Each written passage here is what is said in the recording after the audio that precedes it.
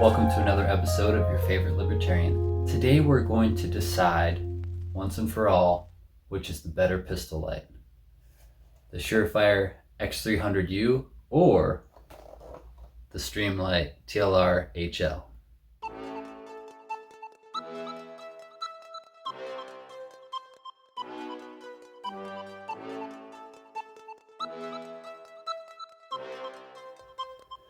And now, as promised, a slugfest between the Surefire X300 Ultra and the Streamlight TLR-1 HL.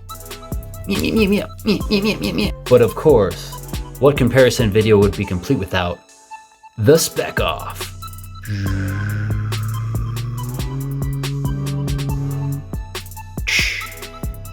For the purposes of my sanity and for the sake of time, I will be referring to the light on the left as the Surefire and the light on the right as the Streamlight. These specs will be broken out into different categories, and each category will be awarded points. We'll see at the end who the winner is, and if you think I'm wrong, let me know in the comment section below. First, let's start with what these lights have in common. These are both 1000 lumen lights. They both run on two CR123A batteries, and they both have a water rating of IPX7. And that's pretty much it. Now let's get into the differences. Candela. This is an important one, folks. Surefire is working with 11,300 candela and a throw of 213 meters. However, Streamlight is putting out 20,000 candela and giving it a throw of 283 meters, giving Streamlight the first point. Now you'd think with the lumens being the same and the candela being better for the Streamlight that the runtime would actually be worse on the Streamlight.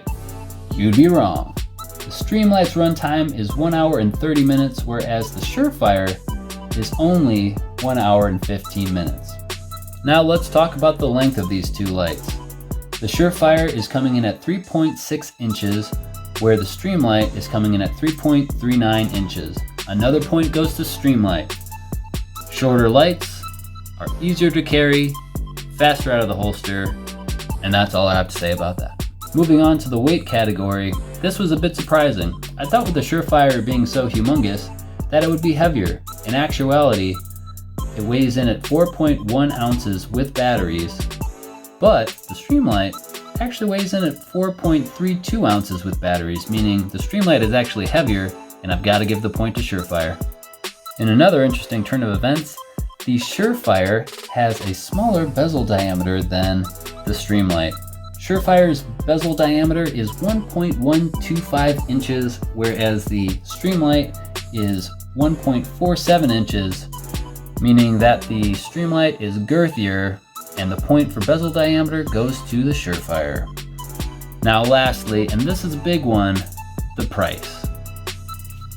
I would almost have to give Streamlight 2 points in this scenario because you can buy 2 of the TLR-1 HLs for the price of 1 of the X300 Ultras. Scratch that. You could buy 2 for the price of 1 and you'd still have money left for batteries.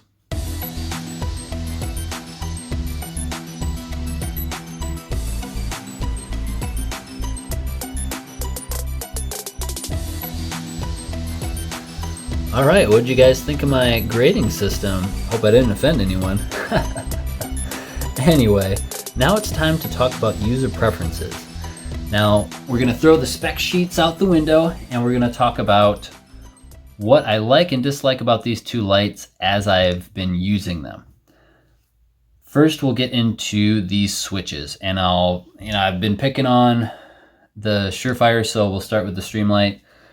Things that I like about these switches. One, let's talk about how they work. You have up for constant on. If you are using your non-dominant hand, you have down for constant on if you're using your dominant hand. Pros and cons to that. Well, you have to remember if you want constant on, which is typically all that I want in a weapon light, you have to remember to go up when you do that. For me, when I'm training, when I come up out of the holster, I roll my hand up, click it on, and then come into my grip. And then when I'm done shooting, I roll my thumb down, and that's how I work this light. That's great for handgun. You really only should be, and you know, this could be a whole nother discussion, but you really should only be actuating your weapon light with your non-dominant hand with a handgun. Where that doesn't work so well, or where I guess you just have to remember what you're doing, is when you have this mounted on some type of long gun. You still are going to be flicking up to actuate this for constant on, but that's not as intuitive with a long gun. You either want to press down with a long gun instinctually, or you want to press forward, and neither of those things will give you constant on, and actually pressing forward will do absolutely nothing. So don't do that. You would either have to flick up if this is mounted on a pick rail, or you'd have to reach over with your thumb and click down for constant on otherwise. So pros and cons of that. The other thing with this switch setup is that it has the ability to strobe. And I never want to strobe. It's not really, that's a whole nother discussion as well, why we shouldn't use strobe anymore and we should just stick with constant on. But we're not going to get into that today. Suffice it to say, I don't want it to strobe, and sometimes I accidentally strobe with this. Now let's get into the Surefire. It's not all going to be good with the Surefire, but I do like that constant on is available going down or going up. And you also have momentary by pushing forward. I do like those controls. I really like that setup. However, where I don't like it is in the execution of that setup. You remember how this one clicks on really easily, really fast, tactile click, all that good stuff. This one is not that. Very mushy. Mush, mush, mush, mush, mush. And then eventually, not really any click, you get to the wall, and that's how you know you're there. Same thing going down, a lot of resistance, and then eventually, yeah, you're at the bottom, and the light turns on, so you've got a pretty good clue it's on. The only time it actually clicks, hilariously, is when it gets to the center, and then it clicks, and then you know, okay, it's off. But I want the click to know it's on, so that when I let go of the light, or I let go of the switch as I'm shooting, I don't have to worry about the switch coming back down and turning off while I'm trying to shoot. I know we talked a lot about the switch activation here, but I think it's really important in a weapon mounted light, and really any light, to have a switch system that makes sense.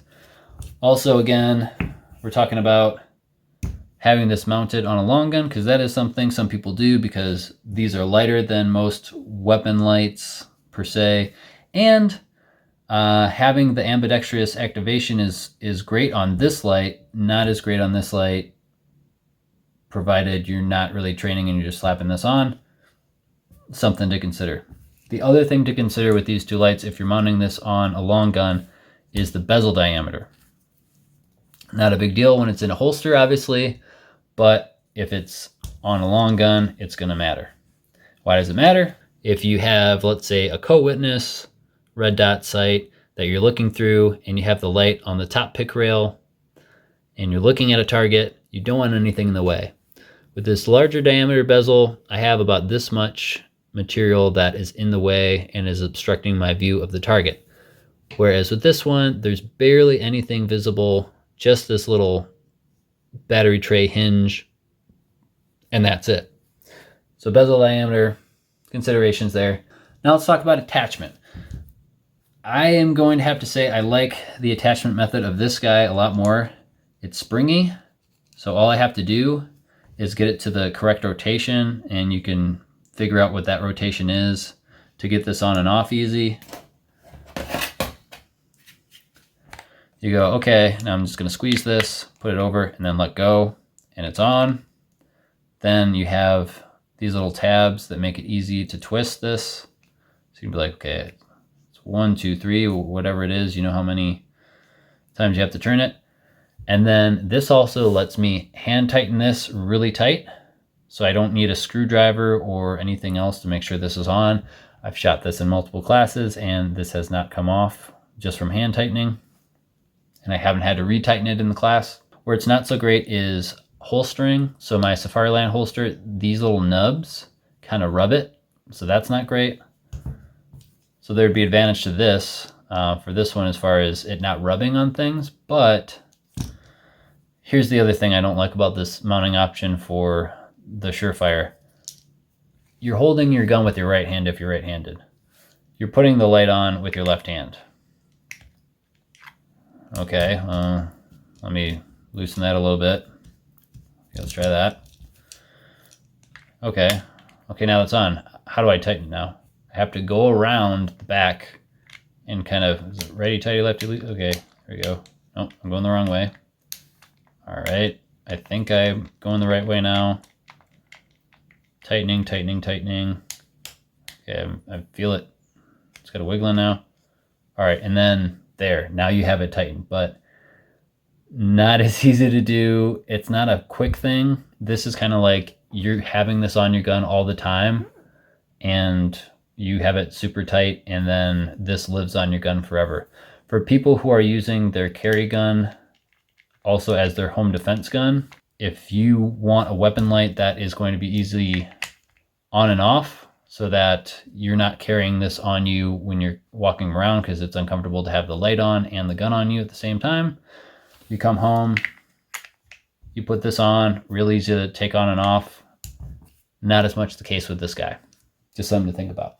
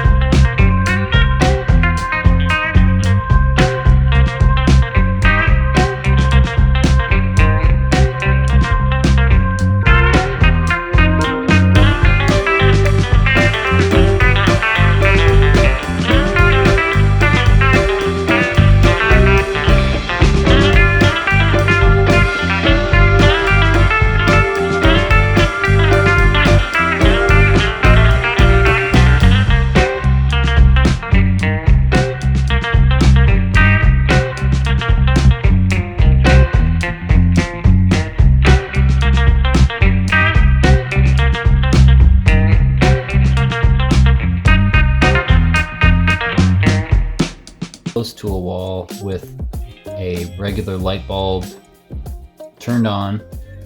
On the left will be the Surefire, on the right will be the Streamlight. So here's the Surefire. It's got a decent hot spot. You can see there is a bigger ring around that that's slightly dimmer but is more of a spill, and then around that there's even more of a spill. Now we'll do turn that off, and we will do the TLR-1 HL. Very, very white, cool, hot spot, and then a little bit of a shadow around the ring, and then a larger spill outside of that. This is gonna give you obviously more punch with that more candela, and it's gonna reach out further. Now we'll go ahead and turn these both off, and we will do both at the same time. So this is your Surefire, this is the Streamlight. This one actually is a whiter, brighter light to my eye than the Surefire, and you can kind of see it kind of takes it over when it goes over top of it. So again, Streamlight on the right, Surefire on the left.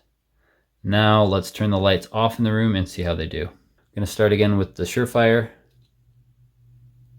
So there's the Surefire, and it's not doing it in real life, but in the camera it looks like it's pulsating. It's not actually doing that in real life. Now I'll turn off the Surefire and we will see the Streamlight. There's the Streamlight. Again, it looks like it's pulsating, but it's just the camera that's adjusting to the light. All right, now I'm going to turn both of these off and turn them both on. So again, on the left, Surefire, on the right, Streamlight. And there you go.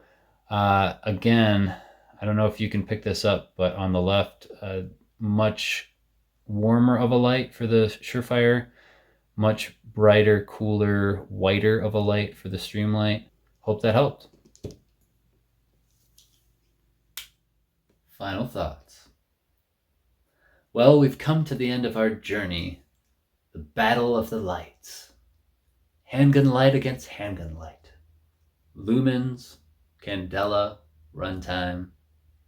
We ran the gambit, not only in specs, but also in the feels. I think at this point I should probably tell you which light I went with.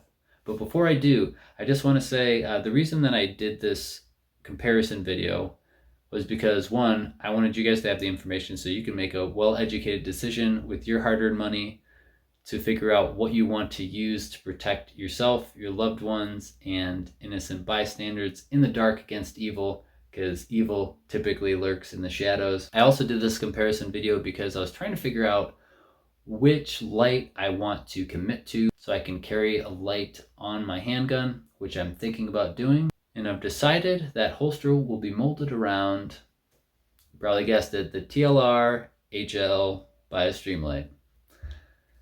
It's just, I won't say it's better in every way, because there are some things that Surefire has going for itself, but better in almost every way, at least for me. Please argue with me in the comment section below. If you could feed that algorithm, I'd really appreciate it. Like, comment, share, subscribe, all that stuff. And we'll see you in the next video. Thanks for watching again. And as always, stay free. God bless.